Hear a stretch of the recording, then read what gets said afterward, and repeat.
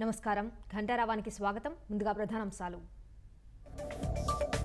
అస్తవ్యస్త విధానాలతో జలయజ్ఞాన్ని నీరుగార్చిన సీఎం జగన్ 5 ఏళ్లలో 1,64,000 కోట్లు అవసరమైతే 35,000 కోట్లే ఖర్చు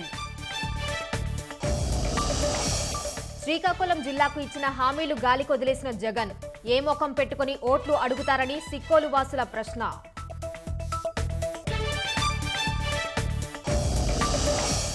దళిత క్రైస్తవులను ఓటు బ్యాంకుగానే వాడుకున్న జగన్ హామీలు మరచి సంక్షేమాన్ని గాలికి వదిలేసి ద్రోహం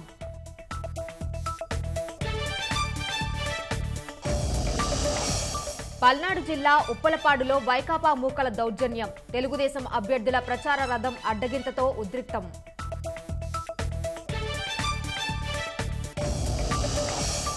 నెల్లూరు జిల్లా కావలిలో లారీని ఢీకొన్న కారు ముగ్గురు మృతి మరో 2 పరిస్థితి విషమం